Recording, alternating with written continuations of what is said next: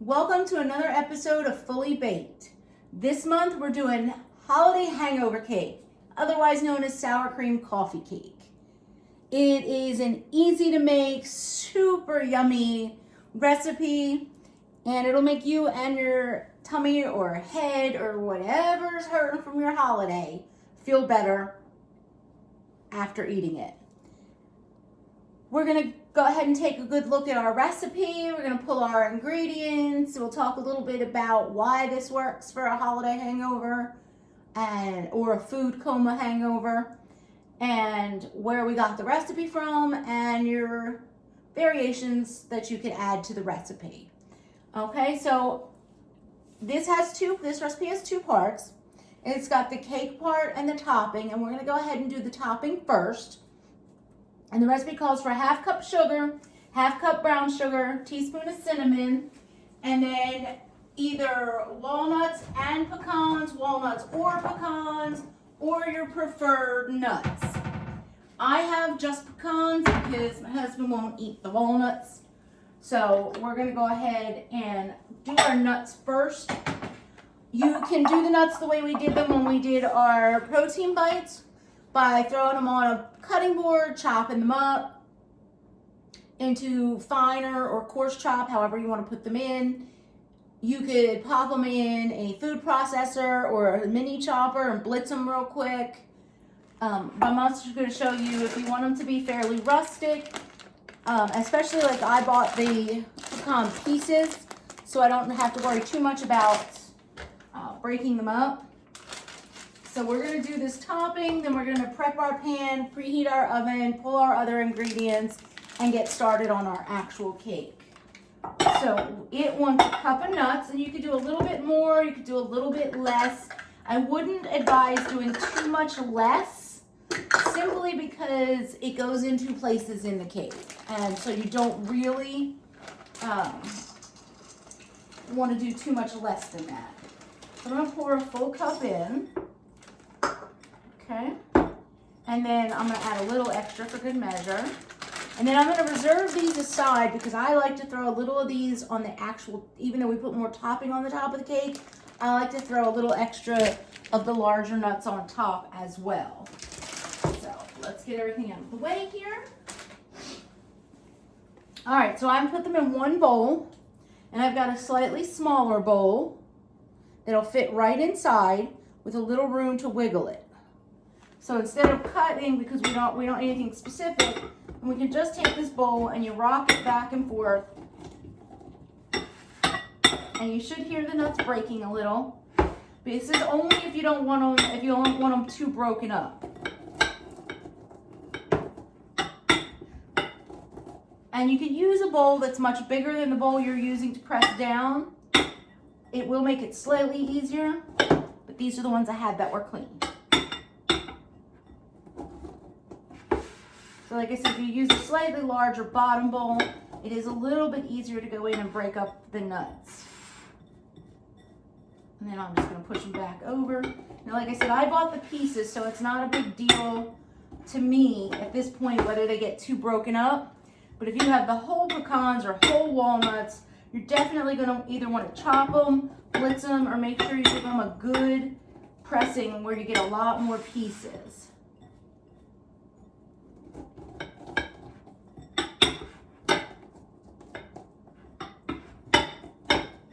You'll be able to see on the bottom of your bowl that you are getting somewhere, even if it doesn't right away look like it.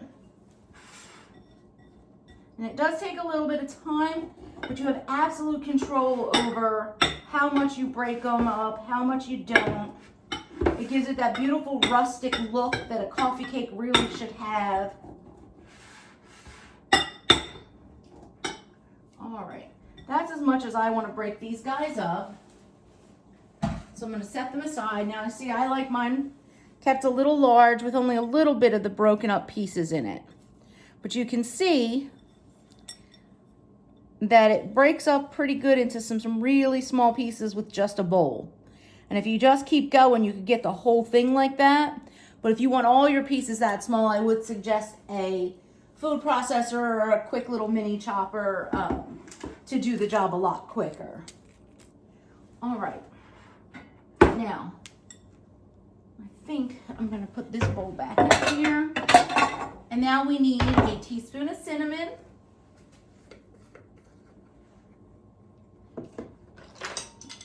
Teaspoon.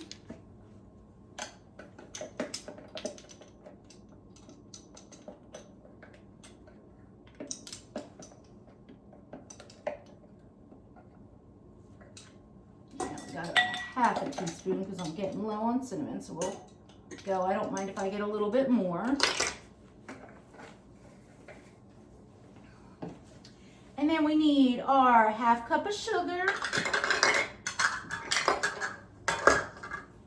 And then we don't want to put the sugar away because we will need that for the cake as well.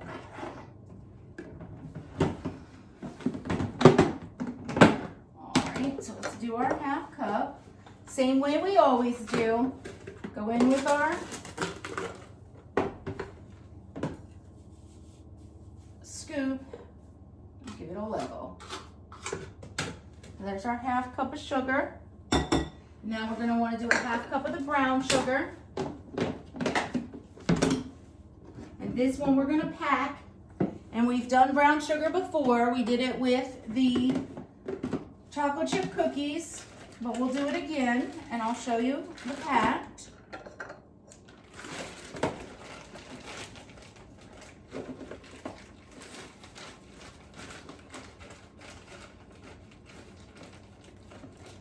So we pack it all the way down, press it in so that it's full, and that should hold its shape when you turn it out.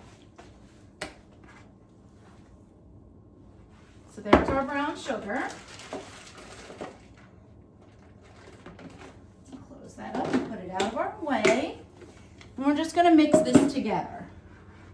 So just take your spatula, break up the sugars, and give it a good stir. Make sure everything is well mixed. So basically it's a cinnamon brown sugar topping mixed with your nuts of choice. Like I said, these are all pecans. If I was making this when my husband wasn't around to eat it, I would absolutely add walnuts and pecans. I have added almonds before. So you can just use whatever your preference is or whatever you happen to have handy. I wouldn't suggest peanuts, but pecan and walnut just go so well with cinnamon sugar. You'll see I'm kind of chopping with my spatula to break up any large lumps of powdered sugar or sugar so that we're not too clumpy until we get it really mixed. Now that we have it really mixed, we're just going to set this aside until we're ready for it, okay? So our next step is we're going to prep our pan before we even pull our other ingredients. So we're going to be using a 9x13 pan. And we're going to take a sheet of parchment paper, and you can get the rolls at any grocery store, even some of the dollar stores. And we're going to trace it with our pencil, the outer edge with the cake pan facing up. Make sure you get enough pencil on there that you can see it. And don't worry about the food because the pencil side is not going to go the side where the food is. All right. And once you've got that, you have your square, get your scissors, and cut out the thing, the piece of parchment. Cut out your shape. Now, if you're not using parchment paper, be sure to fully grease your pan with cooking spray or butter and flour. I would recommend the cooking spray or the baking spray. It's just so much easier.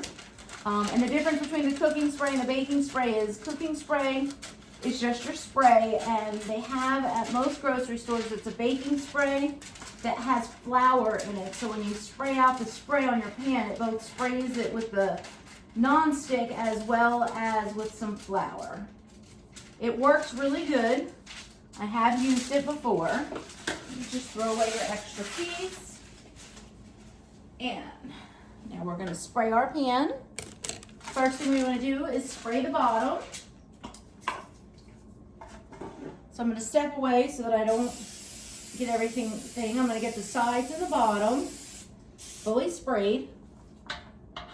And you're going to take your parchment paper, making sure that the side that you wrote on, the side that you can see the pencil has been written on, faces the bottom of the pan. That way your food, your cake dough batter, never touches where pencil was. It just touches the clean part. And now that I have sprayed the sides and the bottom to hold the paper still, I'm just going to give the top a quick spray, even though it's not necessary per se. I always do. It just ensures my cakes don't stick to anything, especially a sticky cake. We're going to preheat our oven at 350. Oh, I always try to put the timer on for the oven. We're going to start our oven preheating at 350.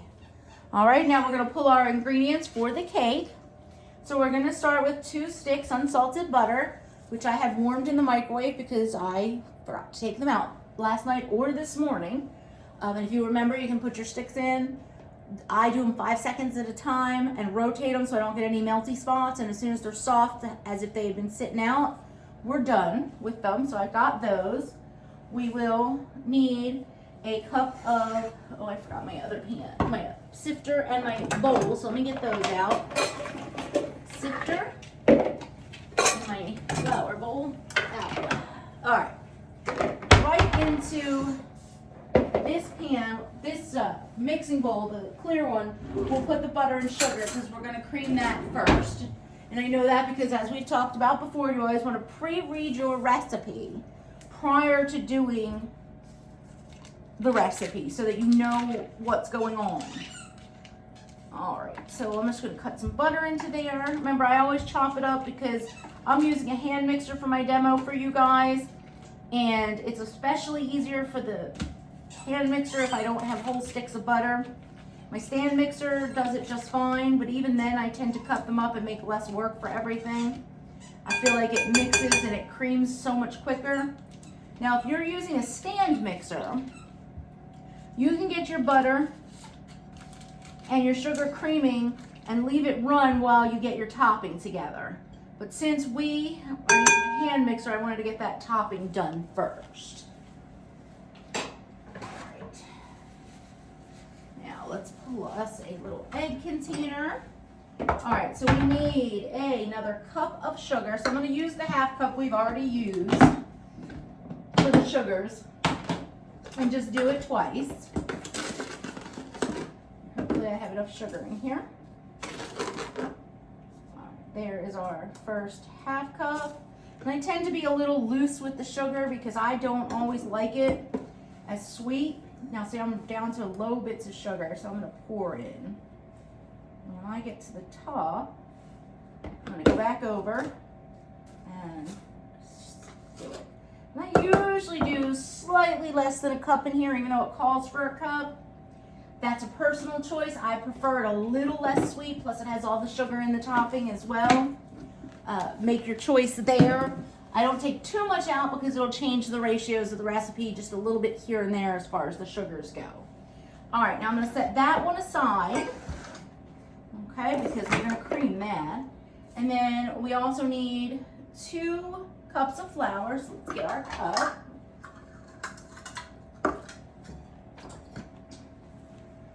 Get these out of the way. Now we want to be exact with our flour. So we're going to take our scoop. We're going to go ahead and fill it gently. We do not want to pack sugar in. Once we have our cup overflowing, I'm going to use my cake scraper. Bring it back to the handle, making sure it's full, and then gently scrape across the top. Drop it in the sifter. And then we'll get our second cup of flour.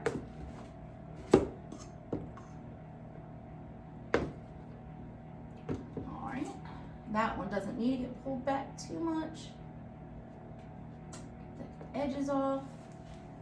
Give it a quick knock, make sure all my flour came out. All right, so let's give the flour a quick sift so we make sure As we always do when doing cakes or cookies, sifting our flour. If it has anything in there, you just dump it out. Every now and again, you get a little chunky piece of flour. All right, the next thing is 3 eggs, which I have had warming in water to get them room temperature because I also forgot to take the eggs out. And remember, you can put them in warm water in a bowl and let them sit out, and it will bring them up to room temperature for you. We've got our vanilla, and we have 1 cup sour cream. Now I went ahead and just grabbed me the little 8-ounce sour cream container so I can just scoop it out and go. You'll see that I am using a light sour cream. You can do it with the full sour cream. Gives it great flavor. This just lightens it up just a little bit so it's not as heavy. I would not recommend the fat-free though. It doesn't have the same consistency. All right, so we've got our sour cream. Then we need 1 1/4 teaspoons baking soda. So we've got our baking soda. There we go. Flatten it out on the lid. That's 1 teaspoon. And then we go to our 1/4 teaspoon. Flatten that out. Boom. Let's put this away back in the refrigerator.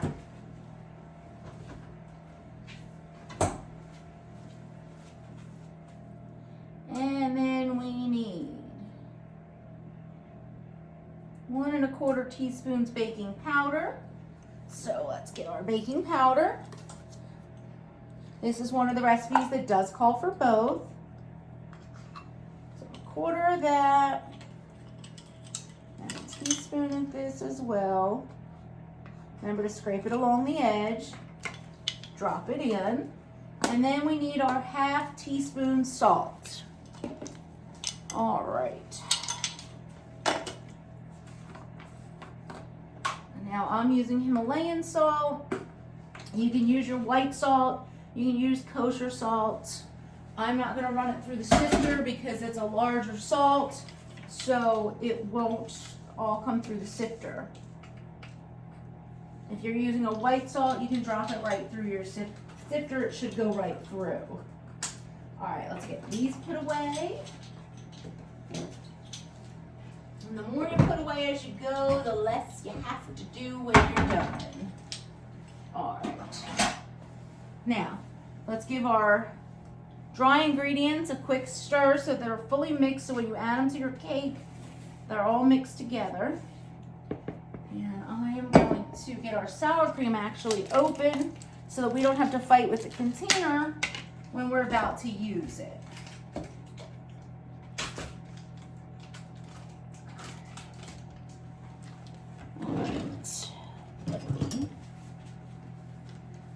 Scrape off the sour cream there. All right. And I will put that aside to be recycled. And if you I will let the dog out and then wash my hands again because we wet the dog out, which has become a staple of the videos since he always decides he needs to go outside while we're doing this. But that is all right. And if you have to open your back door, you know, attend to a kid or an animal real quick, always just wash your hands when you come back. All right. I notice I have left my sugar scoop out, so I'll put that away. All right. Next, we shall cream our butter and sugar.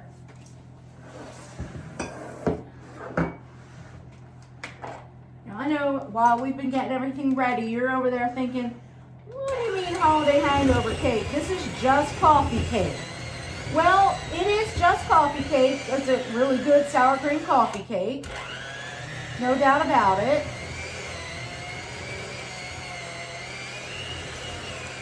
But it is very comforting.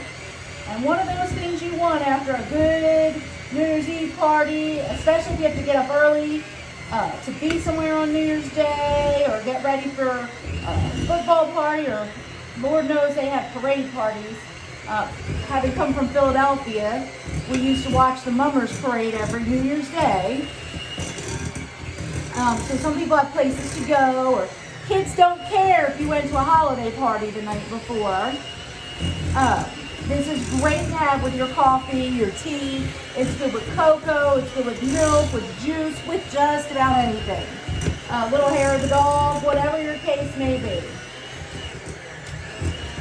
Also, it's a great late night snack. So if you get home from that New Year's Eve party and you're just like, oh, I need to eat something before I lay down. This isn't too heavy or too sweet to make you a little, it'll sit lovely in your stomach. It makes a great snack. It makes a great little brunch or breakfast item. It's really just good for everything. And if it is Christmas time or post-Christmas time, a lot of us already have a lot of the ingredients in the house. A lot of us already have the nuts and leftover stuff like that in the house post-Christmas. So you don't need a lot to have this for your day after New Year's. Now, you know, like us, like I said, in Philadelphia, you did the parade. A lot of people would host a brunch and everybody come over and watch. This is an amazing brunch item to have. All right, we've got that creamed up. I just wanted to get in there and make sure it was all done. You'll see that, besides the mess I'm in here making, it looks all nice. Get this so it doesn't fall over.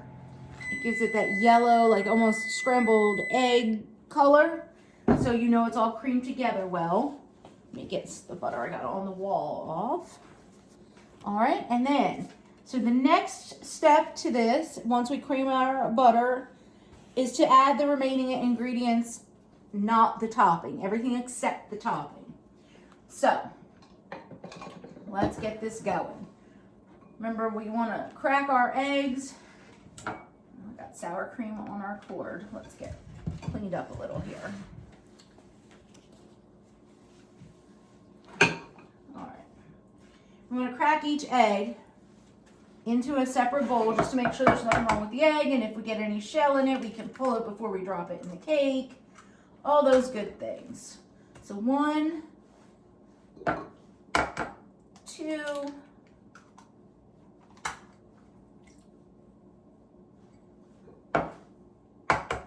3. Now you can dump everything in and mix. I like to dump in my liquid, give it a quick stir before I add my dry ingredients. I just personally feel like it mixes better. That is just, like I said, a preference. You can go ahead and dump everything right in there now that you've got it creamed. I need to rinse this so I can use it for the vanilla. All right. It says 1 teaspoon of vanilla. Those of you that have been with me before know I like a lot of vanilla in everything. So I'm going to use about 1/2 tablespoon, which is 1.5 to 2 teaspoons of vanilla. So I really like that vanilla flavor in there. All right. Then we're going to scrape in our cup of sour cream. Like I said, for ease, I went ahead and got the little 8-ounce, 1 cup size of the sour cream. You could just take your big sour cream container and measure out a cup. This way it's essentially just pre-measured for me. All right.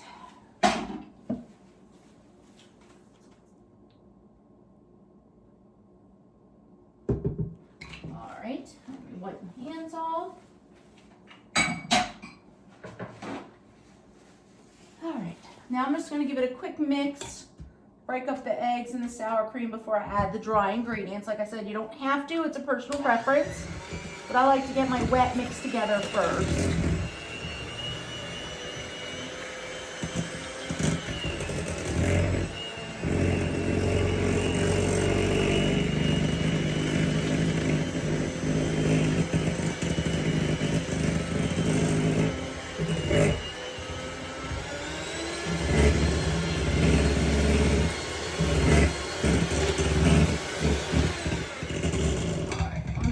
egg's fully incorporated and the sour cream, I just scrape around that side as you saw I was doing to make sure everything's in there.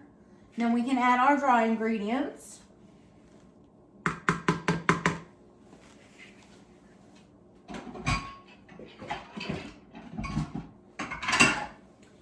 And then we will mix our cake together. Remember to start slow when you add the dry ingredients so you don't wear all your flour. Scrape down your sides.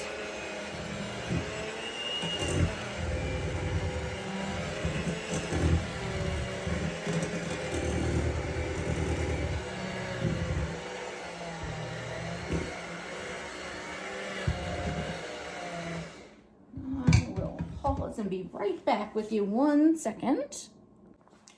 All right, sorry about that. I just had to check the original recipe real quick. I want to make sure I didn't forget anything. I just had that moment where I felt like somehow I forgot something. So let me get this fully mixed.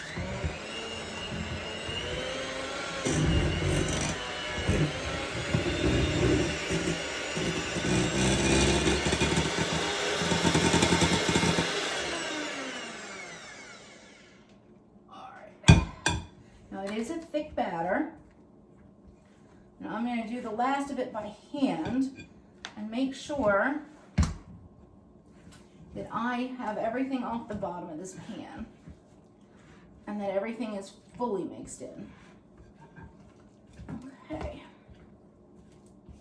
Let's move you guys out of the way. Let's get our prepared pan. We're going to take about half of this batter. I'm going to get an offset spatula. We've used one before mostly to pick up cookies, but I'm going to use this to spread the batter because it is a thick batter and we're only doing half and then some topping, then half in the other topping. So we're going to take about half the batter into here.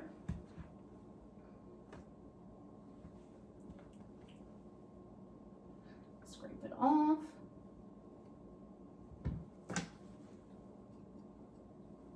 And then I'm going to use this, holding the parchment paper still with my finger, to spread the batter out.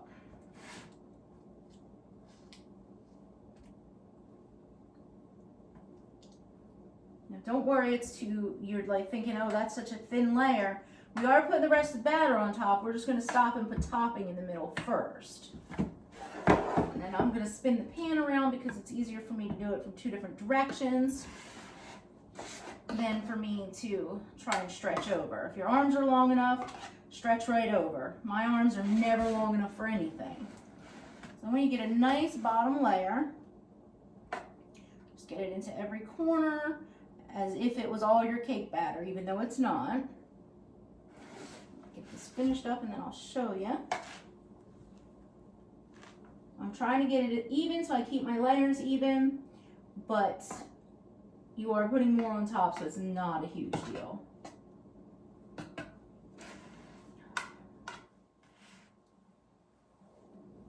All right. So now we've got half the cake batter in.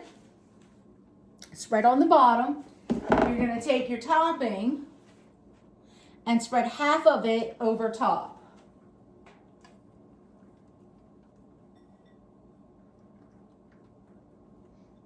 What makes this cake so extra just yummy is you don't just get that nice cinnamony topping layer that's so good on coffee cake on the top. You get that layer in the middle too. And so you get more of it, and you can never complain about more of this topping. All right, so now you've got that in the middle. We're gonna take the rest of our cake batter and scrape it into the pan.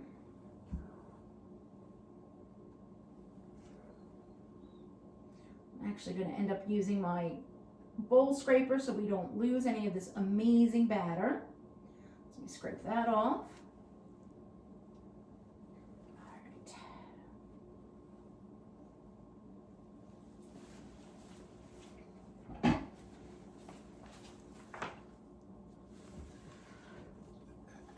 Use our bowl scraper because it just gets that bowl in there, and the rubber is bendable and it just gets in there and gets so much more of your batter out of your bowl.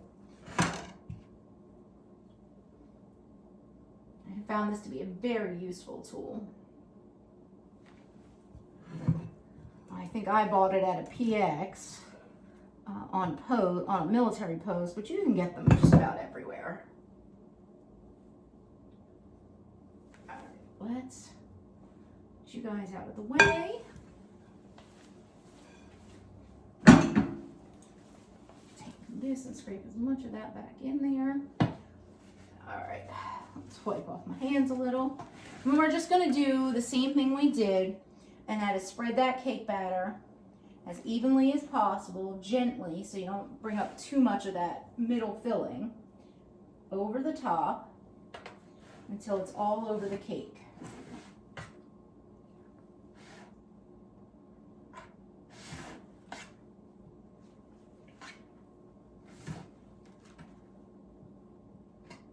And just take your time.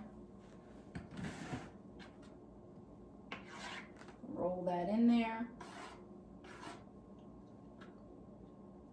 To each edge.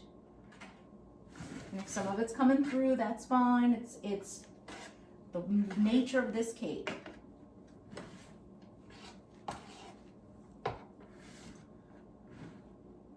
The pecans, the walnuts give you that cinnamon roll or pecan roll feeling without that heavy sweetness you don't necessarily want after a night of partying, whether you're feeling that way because you drank on your New Year's Eve or because you overate a little. This is just, it hits every note for you. And I have sat down and had this with a cup of tea, with a cup of coffee, with juice, with milk, with cocoa, Gatorade, orange juice, whatever you want to drink the next morning, this will taste good with.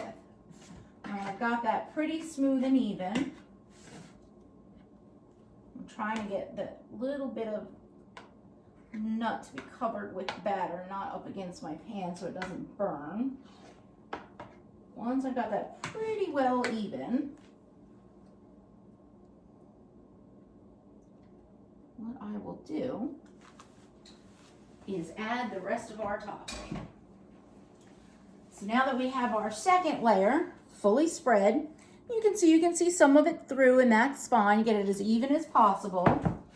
You take the rest of your filling that you made your topping, because it's basically topping and filling, and sprinkle it as evenly as possible or as randomly as you want.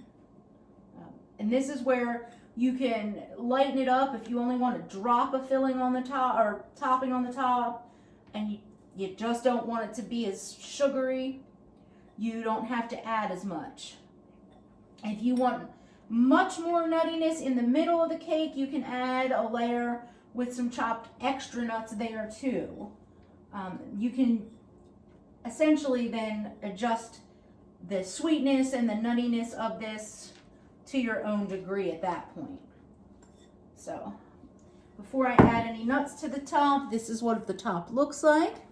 And because I like a little extra nuts on the top, not so much in the center, I'm going to take the ones that I bought in pieces but didn't do any extra chopping, and I am going to give them a quick spread across the top so that I have a little bit of a nuttier top.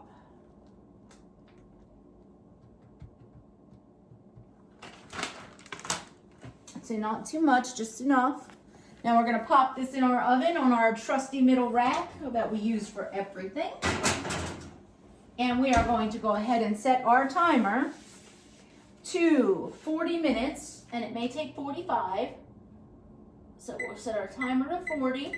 And remember, we're going to do that until the toothpick comes out clean.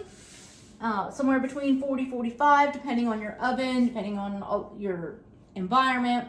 But I will come back to you when it's about to come out of the oven, show you what it looks like. All right, we're back. Timer has gone off. Let's test our cake. Our trusty toothpick. All right, let's see. And we are clean as a whistle. See our cake. We're gonna set it down, let it cool for 5 or so minutes, maybe 10, and then we'll come back and we'll turn it out and I'll show you what it looks like. Okay, I'm back. It's time to turn it out. Now, I'm pretty sure that my sides are good to go. But what I'm going to do, just because I know with the sugar and stuff it can stick, is get my trusty offset spatula, and I'm just going to go kind of in and make sure the sugar has released from the sides around my cake so that I can get this out. Or you can leave it in your pan. I know this particular pan has a lid to it, so if I wanted to leave it in the pan, I could just put the lid on. Now, I am going to lose some of my sugar topping, but I'll dump it back on. I'm going to take my trusty cutting board over the top, flip. I'm going to give it a little, help it release, hopefully on the first try.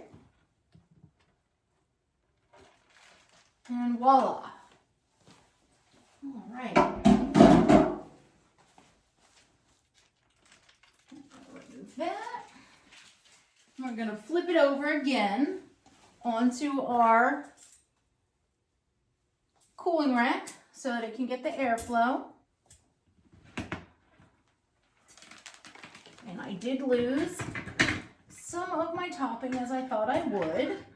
Just why I said if you want to just cover it and leave it in the pan. If you're taking it somewhere and you don't have a travel pan, you can get the 9x13 tinfoil pans to make it in, and that'll work just fine. I'm just trying to get clean up under there so I don't lose anything. All right, let's see what this looks like.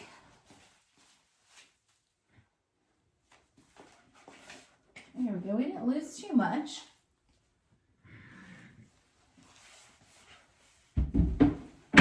All right. We definitely didn't lose too much. This is what it'll look like. Now in about 10 or so minutes, it should be cool enough to slip back onto the cutting board, and we'll cut it open. I'll show you what the inside looks like. But before I go, pause for a minute and wait for that. Like I had said before, this is a great brunch. This is a great Christmas morning. Great travel. Like if you're getting up and you're going to go. If you have guests, it's a good thing that'll be ready. You can have it ready the night before. You can pre-slice it into small slices so that people can just grab it. It really is a good go-to thing. And one of the things that makes it so good, if you've overeaten the day before, or if you were out at a New Year's Eve party and you had some alcohol, the cinnamon in it will aid in your digestion a little. It's not over sweet. It'll give your stomach something to do besides bother you. But on the other hand, it is still sweet enough and tasty enough that kids will eat it for a morning, like I said, a future Christmas morning or a New Year's Day morning. If you're getting ready to sit down and watch parades or football games, like I said, this is just something that all ages will like as long as they're old enough to eat nuts. All right, I will be back with you when we're ready to slice. All right, we're back. We're ready to cut the cake. So I'm going to put it down and lower my cooling rack because I have folded legs. And I'll be able to slide this cake, literally just slide it right off. Or should be able to slide it. Ooh, that might still be a little too warm. Hold on, let's see. Oh, no, there we go. We were just stuck. Slide it right off. Now, if it wasn't ready to slide and it felt like it was going to break, then you leave it cool a little bit longer. In this case, it is ready to go. It was just a little stuck on the ledge. I'm going to move this over. And I'm going to cut it so you can see. Now, today, what I'm going to do with this cake is cut it up, wrap it in some freezer paper, and put it in some Ziploc baggies and put it in our freezer for a go-to snack, which is something else I can do with this. It defrosts very quickly. So I'm going to just cut. I'm going to do it kind of eyeball since it's for the house. If I was doing this for somebody else, I might actually measure my slices. And I'm going to essentially cut it into 5 rows. Some will be smaller and bigger. I'm not concerned with that since it's just for us. And then I'm going to cut 3 ways this way. And then I will wrap all of these and put them up. I wanted to show you how lovely this cake is on the inside. Now, I did a thin layer at the bottom, so you can see I've got the little filling, a little bit of cake, and then that filling. If you want, you can put more cake on the bottom so that it's a more even, and you'd have a stripe about here. Cake, I happen to like it separated, so I do it that way. But you could do it either way. So like I said, if you add a little more cake to the bottom first, you can get an even line in the dead middle. But I kind of like the little crunchies on the top and just about on the bottom. And you can see it's a nice soft cake. So it's a lovely texture as well. All right. And that is our holiday hangover cake. Not just for hangovers, but it is a really good hangover treat or hangover prevention treat if you eat it the night before, after you finish drinking and before you go to bed. So as usual, if you have any questions, comments, or if you make it and you want to send pictures, drop them in the comments or just message me, drop them in the comments or just message me on Twitter or Instagram. If you have any suggestions for future things or something you want to see how to do, drop us a line and we'll get to your video. Next month, we're going to do something for Valentine's Day that you'll be able to do for Valentine's Day. It is a luscious dark chocolate mousse, super easy to make, this particular recipe.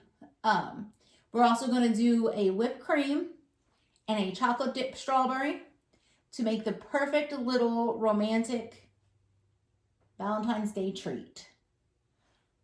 You can find me on Twitter and Instagram at SamKist, SAMKIST, all one word, for both Twitter and Instagram. As always, I want to thank Haley and Mark at For the Fans Media for giving me a place to put up these videos, and I'll see you next month.